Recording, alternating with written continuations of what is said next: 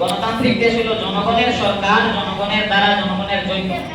আমরা মানে সরকারে জাতি ধর্ম বর্ণ নির্বিশেষে সবার উন্নয়ন করতে, সবার সাহায্য করতে। আর আমরা সরকার হলো মায়া বাড়িছে খালি মুসলমানদের বেটা আগ বাড়াইছে, খালি মুসলমানের উন্নয়ন হইতো, বাকি হিন্দু খ্রিস্টান জৈন ফার্সি তার কোনো উন্নয়ন নাই, খালি মুসলমান দুইটাই উন্নয়ন চায়। এক নম্বর হলো সরকারের যে স্থানীয় অবস্থান, ভারতবর্ষের সৌন্দর্যতা, যে ভারতবর্ষের ডেমোক্রেসি গণতান্ত্রিক একটা দেশ, এই দেশের যে সংবিধান আছে যেটা বাবা আম্বেদকর বানাইছেন, একটা সমস্ত ভারতবর্ষের সাথে চলে ও একটা সংবিধানের 14 নম্বর আর্টিকেল 25 নম্বর 26 27 28 নম্বর আর্টিকেলে তাই ভায়োলেশন করছে। 25 নম্বর আর্টিকেল বলে কি every citizen have a right to practice and promote their own religion. প্রত্যেকটা জাতি, তারা মুসলমান হোক বা হিন্দু হোক বা খ্রিস্টান হোক বা শিখ হোক বা জৈন হোক বা বৌদ্ধিস্ট হোক বা সবে তারে সংবিধান এখানে আজাদি দিয়েছে, এটা নিজের ধর্মের প্রচার করতে পারবো, এই ইচ্ছা মতো যে কোনো ধর্মে পালন করতে পারবো, তার ধর্ম অনুযায়ী চলতে পারবো, ধর্মের দাওয়াত দিতে পারবো।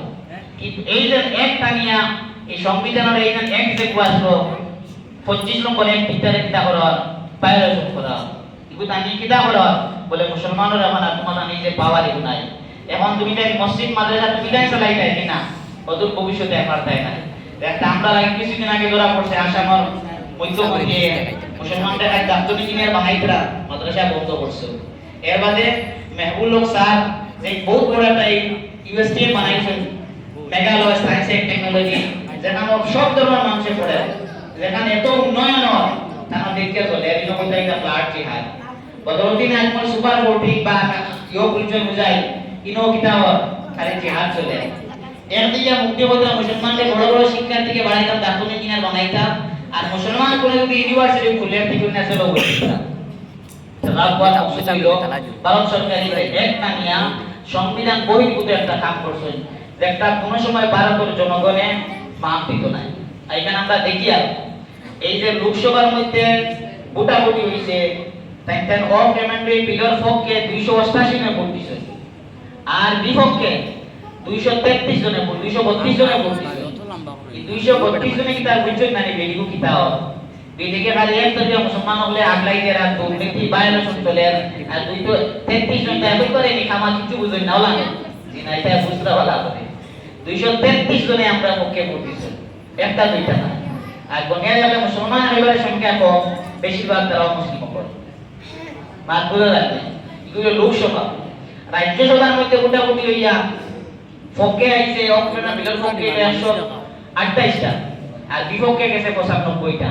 এই 95 জন কিন্তু একেবারে না খাওয়ায়নি, কিছু বুঝছেন না। সরকারের নিয়ত 95টা ভোটে আর 232টা ভোটে মান প্রমাণ করে সরকারের নিয়ত কিন্তু বালা না।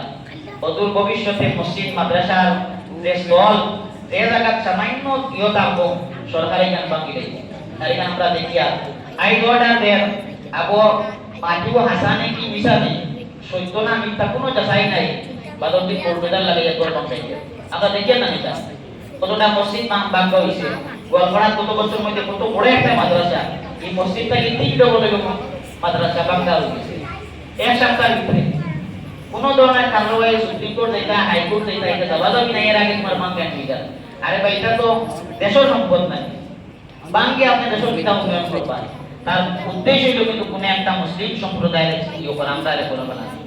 তখন তার মিট থাকবে, তার নিয়ম যদি বালা থাকতো এক সপ্তাহের ভিতরে 2 দিনের ভিতরে অর্ডার দিয়ে লগে লগে বুলডোজার লাগাই বাঁকাই দিলে এটা কোন নিয়ম পাই যায়, কোন আইটেম পাই যায় আপনি অন্তত তারা সময় দেও, সময় দেওয়ার বাদে যদি প্রমাণ হয় এটা অযৌক্তিক অসংবিধানিক হইছে, তে তুমি না বাঙ্গিয়া ভারতের সম্পদরে অক্ষুণ্ণ রাখিয়া মানুষের মধ্যে হরাইতো, এখান তোমার কোন বিবেকের কত বড় বড় কোটি টাকার বিল্ডিং বাকি যেটা। যাও এক নম্বর যেটা হইলাম সংবিধানের 25 26 27 28 যে ধর্মের স্বাধীনতা দিছে, এই ধর্মের স্বাধীনতার এই বিলেটা হচ্ছে অক্ষুণ্ণ করছে। এখানে শুধু আমরা বেলা নাই, আমরা বাদে বাড়িয়ে আইব শিখ ভাই হলো, তাই তার যে গুরুত্বারোপ আছে জৈন ভাই হল আর হিন্দু ভাই হল, বিভিন্ন ধর্ম ইয়ে হল আছে, এর হইলা দলিত ব্রাহ্মণ সূত্রধর দাস আছে না।